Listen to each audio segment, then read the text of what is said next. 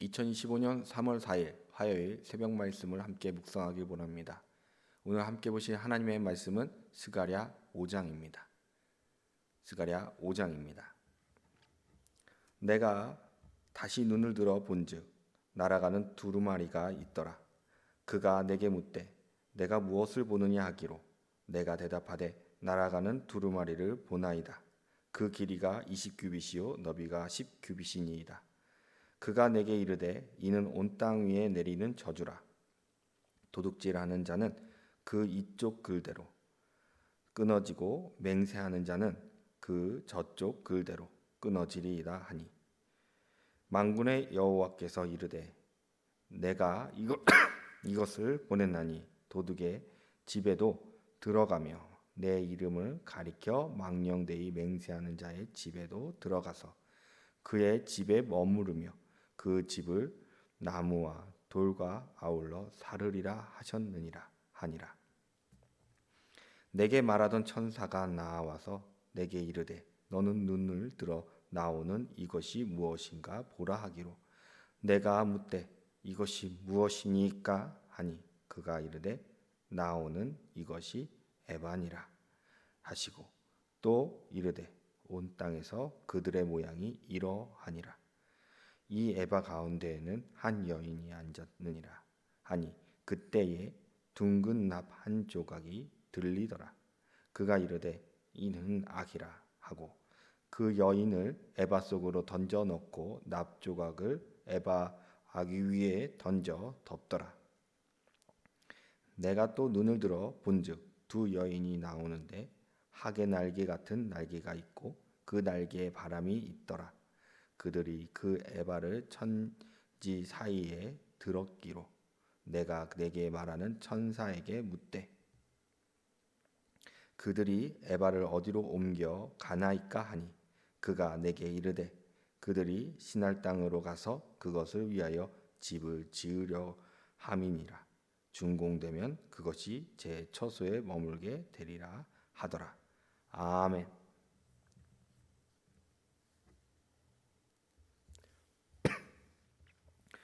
오늘은 하나님의 심판이라는 제목으로 말씀을 함께 묵상하기 원합니다. 하나님의 심판은 결정되면 눈물로 회개하고 자비를 구하기 전까지는 이는 돌이켜지지가 않습니다. 하나님의 심판은 하나님의 사랑과 공의로 하십니다.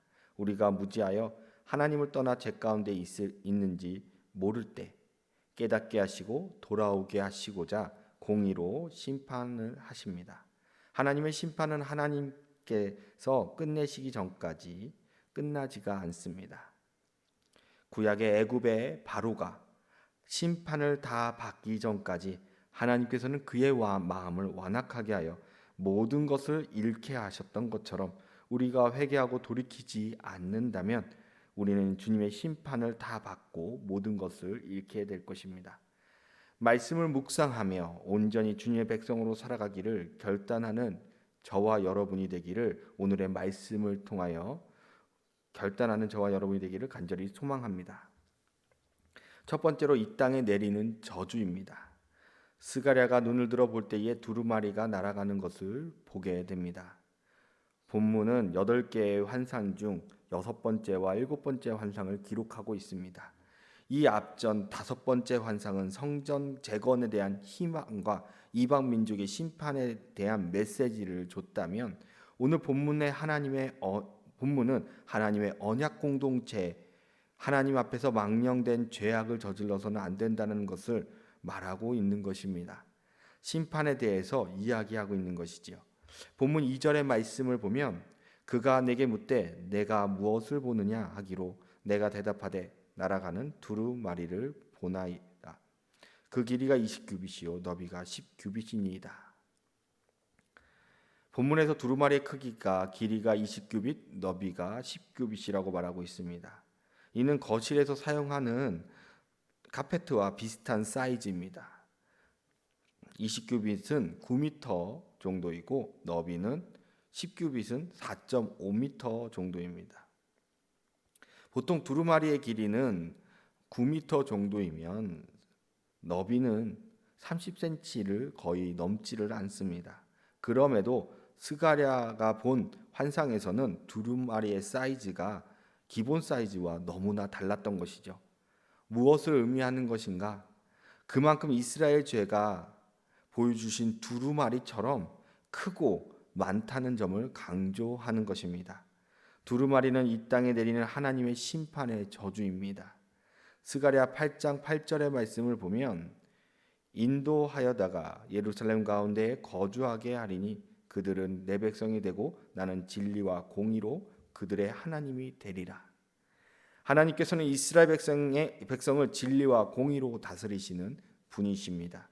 변치 않으시는 진리로 우리의 삶의 기준으로 삼게 하시고 이에 맞게 하나님의 공의로 우리를 심판하십니다.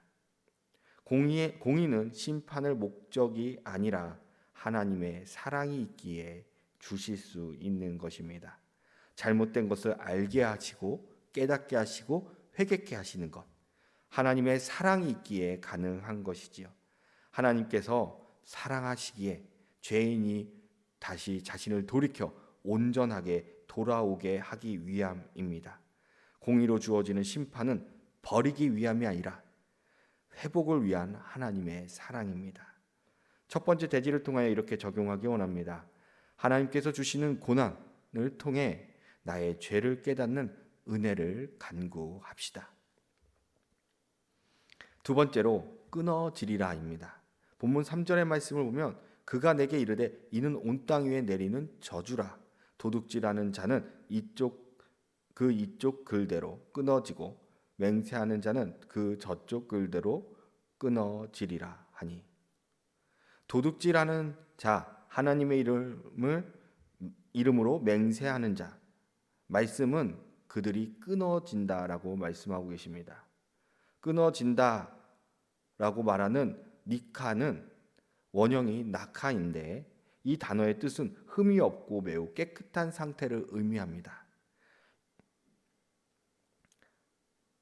이는 본문에서는 면제를 말하는 것이 아니라 본문에서는 수동형으로 쓰여져서 흔적도 없이 일소되는 것을 말하는 것, 즉 죄인은 추방되는 것을 의미하는 것입니다.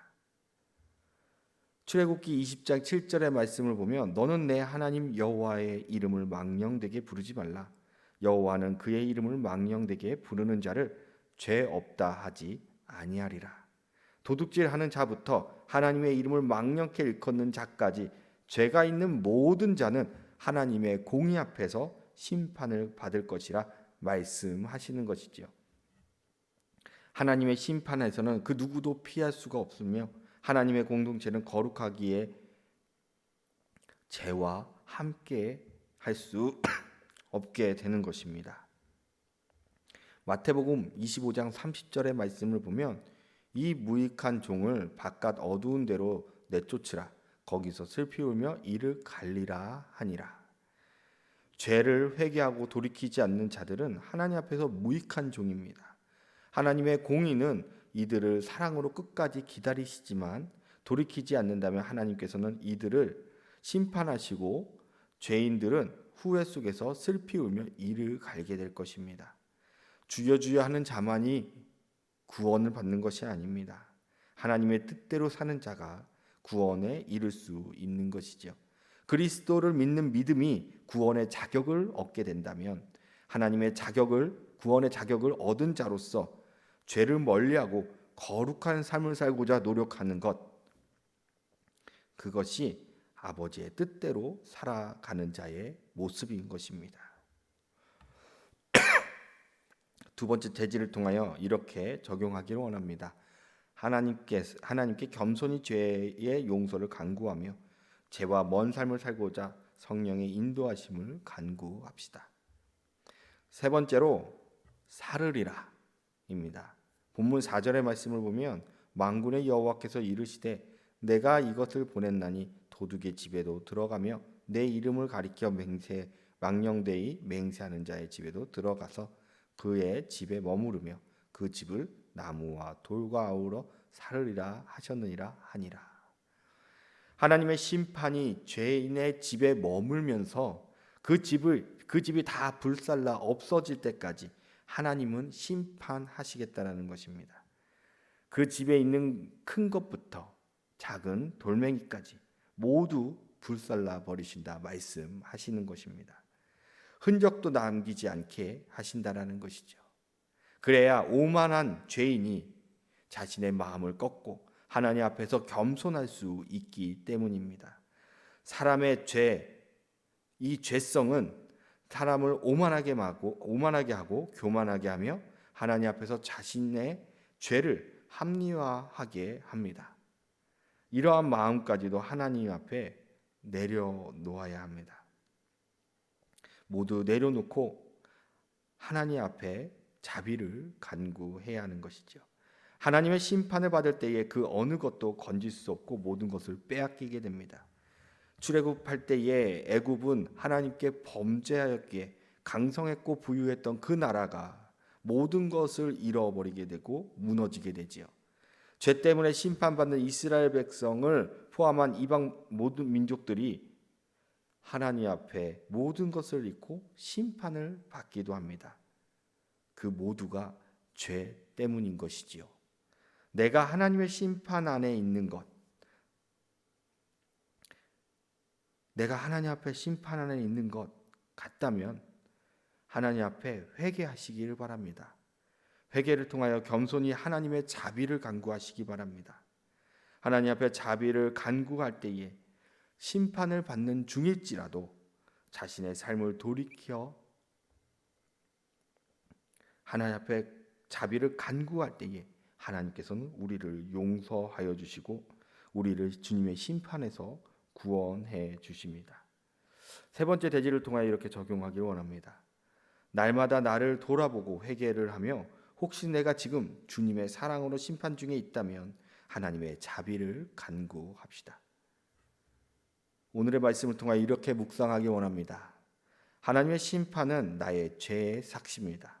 그러므로 피할 수 없고 우리가 돌이켜 회개하며 용서를 간구하고 하나님의 자비를 간구하지 않는다면 우리는 모든 것을 잃게 될 수도 있습니다. 그러나 빨리 돌이켜 하나님 앞에서 온전하고자 한다면 하나님은 우리를 회복시키시고 우리와 함께 동행하십니다. 날마다 우리는 이것을 잊지 않고 하나님 앞에 겸손히 하나님의 자비를 간구하며 하나님 앞에 나아가고 동행하는 자가 되기를 간절히 소망합니다. 기도하시겠습니다.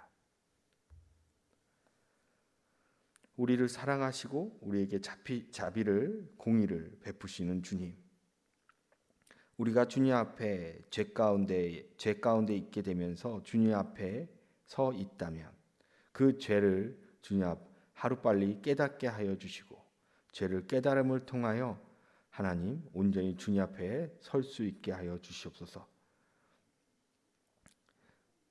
우리의 인간적인 욕심과 욕망 때문에 나의 죄를 내려놓지 못하고 지금 역시 죄를 하나님 앞에 범하고 있다면 주님 연약한 우리를 용서하여 주시고 하나님 앞에 용서를 간구하는 자가 되게 하여 주시옵소서.